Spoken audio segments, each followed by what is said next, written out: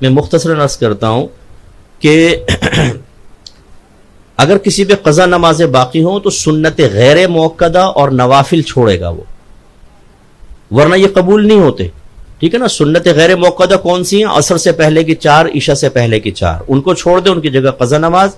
اور جتنے نوافل نماز میں ان کو چھوڑ کے ان کی جگہ قضا نماز پڑھ دیں.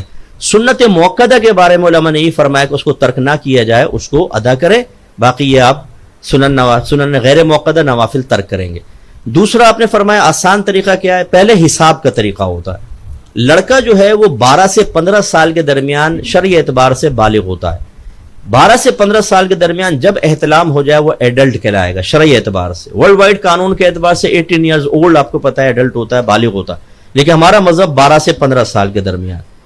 یا شادی کر دی 12 سے 15 سال کے درمیان، اس کی وائف پیگننٹ ہو گئی تو یہ بھی علامت ہے کہ جی وہ بالغ ہو چکا ہے. لیکن اگر 12 سے 15 سال کے درمیان یاد نہ ہو تو 15 سال کے بعد بالغ ہے. اور بچی میں بلوغت کی عمر 9 سے 15 سال کے درمیان ہے. اس میں حیض آ گیا یا احتلام ہو گیا یا اس کی شادی ہوئی وہ حاملہ ہو گئی تو یہ اس کے بالغ ہونے کی علامت ہوتی ہے. باقی جو چیزیں وہ علامات نہیں ہوتی. ٹھیک ہے نا. جسم میں تغیر، تبدیلی پیدا ہونا، بچے کی مونچھیں نکل آنا، داڑھی جلدی نکل آئی، اس سے بالغ ہونے کا کوئی تعلق نہیں ہے. اس سے ہے جو میں نے آپ کو بتایا. تو اگر بچی کو بھی 9 سے 15 سال کے درمیان یاد نہیں تو 15 سال کے بعد تو وہ بالغ ہے. تو بالغ ہو جانے کے بعد شرعی احکام ہماری طرف متوجہ ہوتے ہیں. تو اگر کسی کو یاد نہیں ہے تو 15 سال کے بعد سے حساب کر لے. اندازہ کرنا ہوتا ہے کیونکہ ہمیں نہیں پتا ہوتا کتنی نمازیں نکلی ہیں یا کتنے روزے چھوٹے ہیں. بعض اوقات لوگ حساب نہیں کرتے. تو میں نے شروع میں بتایا تھا کہ اپنے ذہن میں کر لیں اندازہ، دل سے پوچھیں کتنے سال کی نماز. اگر میں سب قضا کو جمع کروں کتنے سال کی بنے گی؟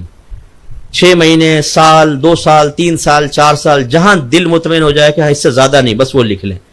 مثلا دل مطمئن ہوا 5 سال کی نمازیں لکھ لیں. اب ایک دن میں 6 نمازوں کی قضا ہوتی ہے: فجر، ظہر، عصر، مغرب، عشاء اور وطر. وطر کو ایک مستقل نماز مانا. ایک دن کی 6. مہینے کی نکالنی ہو تو کیا کریں گے؟ اس کو 30 سے ملٹیپلائی کریں، مہینے کی نکل آئی. پھر 12 سے کریں گے تو سال کی نکل آئی. ٹھیک ہے.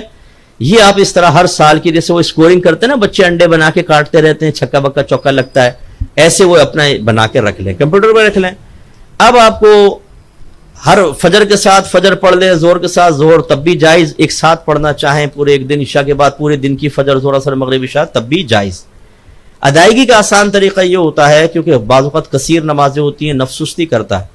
آپ تکبیر لگائیں، پہلے تو نیت کریں گے کہ مثلا فجر کی کہ اللہ تعالیٰ سب سے پہلی فجر جو میری قضا ہوئی میں اس کو ادا کر رہا ہوں، اللہ اکبر. اس کے بعد ڈائریکٹ الحمد سے سٹارٹ کر لیں.